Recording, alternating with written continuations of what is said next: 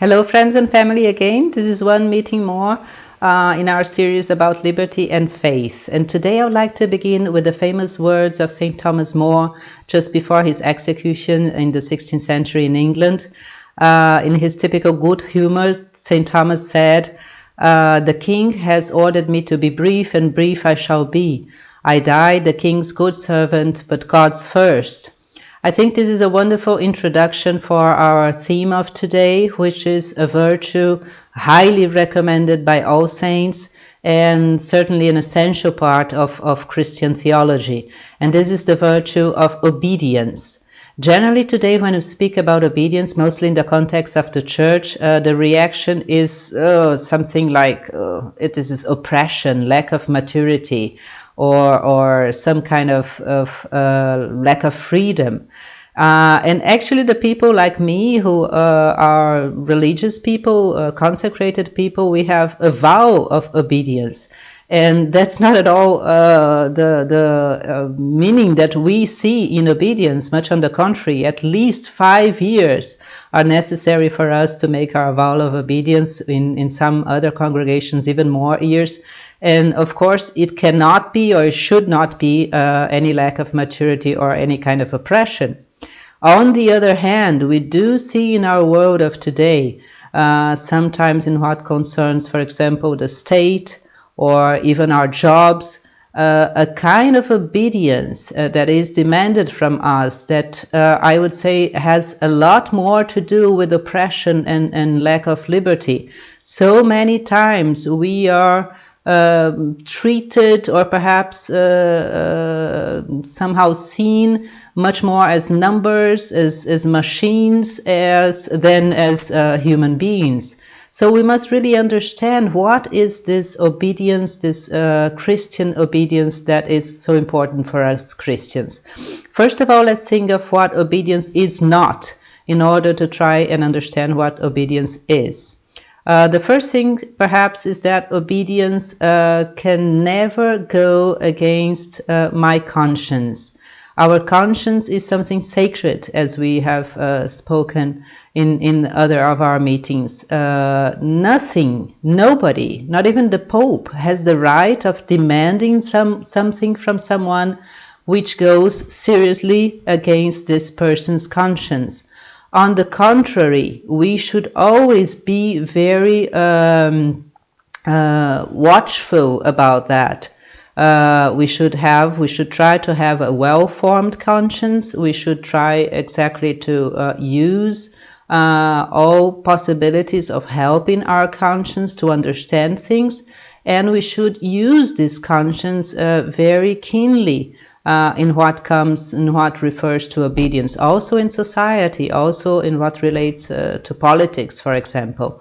So obedience, Christian obedience, has nothing to do with giving me an order that I think is evil, is bad. In this case, is not only I am not obliged to obey, but actually I am morally obliged to disobey. And this we see many times in the case of the martyrs, for example. The martyrs are people exactly who said, no, this kind of thing I'm not going to obey because I think it's bad. I think it's not what God wants from me. Another thing is that obedience can never, of course, be forced. When I'm forced to do something, then this is no obedience anymore. Obedience must always be an act of free will. I know what I am doing. I have a choice here. Of course, this choice has consequences, but the consequences can never be so strict that somehow I feel forced to do that. From the moment that I'm forced, then I'm not responsible for that anymore. This is one of the bases of our legal system, which is still very Christian. Somebody cannot be accused of something that he did because he was forced to do it. But obedience in itself is not an excuse. I cannot say, oh, I killed somebody because my boss told me to kill him. Well, you should disobey your boss in this sense, in this case. So obedience must always be something that I do consciously, that I do rationally, that I do as a free act of my will. And here we come to something that is very important, and people perhaps don't understand it today. Christian obedience can never, in any case, be blind obedience. There is no such thing as blind Christian obedience. We see this blind obedience in many fanatical groups, always also religious groups nowadays, or we saw it, and unfortunately until today it exists, in exactly atheistic totalitarian systems, for example.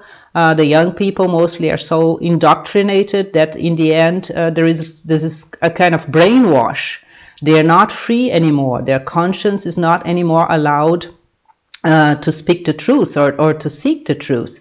And this kind of blind obedience is not, in a Christian sense, at all called obedience. Obedience for us can never be blind. Obedience also doesn't mean lack of personality or inertia. I just do because there's nothing else I can do. This is not obedience. This is laziness, or this is some kind of psychological problem, perhaps. Obedience has also nothing to do with obeying the person because she is the intelligent one, the able one. Not necessarily. I can do that. I can obey someone because I agree with him. I can obey someone because I recognize that he is more intelligent than I am. But this is not exactly obedience. This is more exactly agreeing with him, or imitating him, or following his orders or advice because I recognize that here is somebody who knows better than I am. Obedience has much more to do exactly with the case in which I don't see, perhaps exactly, I don't agree in some sense, but I do obey. I do want, in spite of that, to make this act of obedience. We will see very soon why. It doesn't mean either obeying the whims of other people. Like here in the monastery, the superior can never say, oh, do that for me. Bring me a cup of coffee because I'm hungry. Clean my shoes now. You are kind of my slave. This has nothing to do with Christian obedience. And actually, Saint Benedict forbids it peremptorily in the rule. There are no personal orders in the monastery. Obedience has to do with getting near God, with living in community, with the things that are done for the monastery, for the community, not for one person in particular. What is obedience then? The word comes from the Latin verb obedire, ab audire, which means listen, being open to the reality of others and to the reality around us. Obedience is much more an attitude. Saint Benedict says also in the rule we should obey one another. How can we obey one another? If one gives an order, the other has to obey. How can it be like one another obeying? Exactly because Saint Benedict has this definition in his mind. Obeying for him means much more being attentive, opening ourselves, listening, serving one another.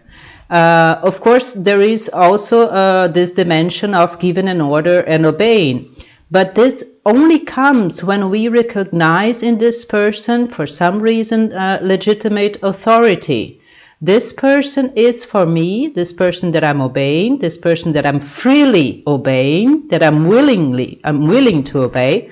This person means because of his function, because of his position, somehow, and here we come to the center of the question, somehow the voice of God in this moment. In the end, Christian obedience has only to do with obeying God. God is the only one who can tell us to do something. God is the only one who we really obey. But God doesn't come generally, personally, to tell us to do something. He talks to us through other people, never against our conscience. This is impossible. Never about something that we know to be bad. But in the field of things that are good, in the field of things that are possible, there are 1,000 options. I can do this at 3 o'clock or at 4 o'clock. I can work in the kitchen or in the garden. I can be now in this job or in the other job. There are a million alternatives for us all of them inside the field of what is good. And here's where obedience comes into shape. It means exactly at this moment, leaving aside what I think should be the better, what I think should be perhaps, I don't know, more interesting, my own tastes, my own wishes, and submitting myself to what this other person, in whom I recognize a legitimate authority, says. Why? Because this person somehow, for me, represents at this moment what God would say. And this is not because the person is intelligent, wise. No, in the history of the church, we have so many times great saints, for example, who were bishops, and they obeyed popes who were not at all people more intelligent or able than they were. Let's think of St. Augustine, the Pope at his time. We don't even remember the name, and St. Augustine is one of the greatest intellectuals of all time. And he obeyed his Pope, and so many other saints too. So obedience is much more this recognition that I alone cannot go with my life in this world, that I alone don't see everything, that I alone don't know everything, that God speaks to me also through the circumstances, through other people directly, through an order perhaps, like here in the monastery, or indirectly, just by listening to this person, just by opening ourselves to this person. We think in very human terms. For example, we are sick and we go to the doctor. This is also a conscience act, a free act. If possible, I choose the doctor. I know when to go to the doctor or not. So there are many things here that I do freely. But then there is a moment in which I must obey the doctor. If I am forever discussing with the doctor, contradicting the doctor, never doing what the doctor or the doctors tell me, then it's useless. I mean, of course, many of us have knowledge of medicine. I don't have much. At some point, I have to make an act of obedience. This is intelligent. This is wise. The doctor told me to take this medicament 3 times a day. Oh no, everything the doctor says, I do the opposite. It doesn't take me anywhere. So also in world relations, there has to be a kind of obedience, but free conscience. I know what I'm doing. I accompany also my treatment. I talk about it to the doctor, but somehow I trust this person. In a spiritual sense, there are also people that I believe God has put in my way. Not because they are better, not because they are more intelligent, they are saintlier, but because somehow they have the responsibility of this authority. And I trust God, and I'm humble enough to leave aside my visions, my wishes for this moment. Never my conscience, that remains there. But the things that are more relative, I leave them aside, and I try then to search for the will of God through this person. Obedience brings us actually an enormous freedom. It seems paradoxical, but it is the truth. Because we are not burdened with so many little worries that we would have if we tried to live alone by ourselves. I mean, in a monastery, people think sometimes that we live here oppressed. It's just the other way around. I mean, it can be if we don't take care, but when it's a healthy religious life, it's the other way around. It's so good for me to know that the bell will sound and it's time for prayer, that food will be there on the table because there is a dear sister who works in the kitchen, that I do my own work and this helps the other people, that somehow Mother Superior has the community in her mind and is responsible then for organizing things. Of course, we can talk. Of course, my conscience should be always there. But it's wonderful to be part of this community of obedience, where I don't have to do everything myself. And on the other hand, spiritually speaking, when we leave aside, not always, we don't have to do that always, but sometimes when we leave aside, let go of my own wishes, my own tastes, my own views, This brings us enormous blessing from God too. We are willing to exactly deny ourselves in a good sense in order to follow what God wants for us. And of course, God answers that with enormous love and enormous blessing. This also is also valid for the church. When we say we obey the church, we obey the Pope, we are not saying that I obey this person of the Pope. It may be that I don't like him. It may be that I don't agree with the things he does. It may be that I think he should do differently here or there. But I obey the Holy Father and I obey the church in what concerns matters of moral and doctrinal matters. Because I have here the guarantee from the Lord himself when he said to Peter, you are Peter, you are the stone on which I will found my church. The church belongs to the Lord, not to Peter. And we have the guarantee that the Lord will never allow the Pope to say something wrong in terms of moral and doctrine. All else, we don't have to agree. I always joked with my students, if the Pope came into my classroom, I would say, and criticized my class, and I would say, Holy Father, I'm sorry, here in my class, you have to obey my instructions. And they laughed very much. But it is so. The Pope doesn't give us orders about politics, medicine, science, and he doesn't have to.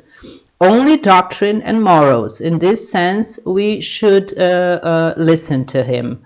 And this is what is obedience in the church. All else depends on our, of course, better vision and better way of thinking. And we have the guarantee that the Lord will never allow the Pope to say something against our conscience. This is a very powerful act of faith.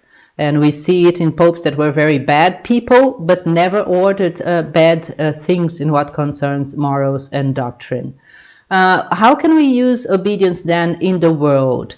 First of all, perhaps exactly paying attention to what we obey. This is important. Second, by being open to listen to others. Even a mother who wakes up in the middle of the night to go and care for her baby, she's obeying in some way, not obeying the person of the baby, but obeying the situation. So be open, live with one another, obeying one another, listening, attentive, serving one another. Then, of course, try to look for God's will in the middle of our lives. Who is it that is speaking to me something now that could be exactly what God is wanting to tell me? The person has no right to tell me, God wants this for you. This is something that I must decide. But let's listen more. Let's try to know things better. Let's be more docile, so to say, without losing our conscience and our freedom, to what somehow God wants to tell us through the circumstances, through other people. This attitude of constant rebellion and criticism and bitterness, it makes us actually, in the end, lonely and useless. We can be highly intelligent persons, but if we don't somehow obey, we end up by being the useless servants of the gospel. Just to end, also a true story of a French cardinal. When Pope John Paul II was elected in 1978, the Pope planned a trip to his homeland of Poland. And this French cardinal, which is a true story, was against it. He said, Holy Father, don't do it. The communist system will make a propaganda out of you and they will shoot you there in Poland. Don't go, don't go, don't go. The Pope listened to him, thought about it, and said, I am going. And this cardinal, he tells it himself, said, well, if you are going, I still am against it. I think you should not go. But in obedience, I will go with you. Please give me part of it. I want to do something about it. And of course, this first visit of Pope John Paul II to Poland, people who remember it, was something incredibly beautiful and a historical moment. What came, the history that came afterwards of the fall of communism in Europe and so on. And the cardinal says, if I had not obeyed him, I would be, just so ashamed today to not having been part of this wonderful historical happening, the hand of God actually acting in history. So let's ask God for his blessing, that we have this attitude of openness to his will through the circumstances, through the people around us, always keeping our good conscience and our freedom, but never bitter, never rebellious. On the contrary, docile to his will. God bless us all until our next meeting.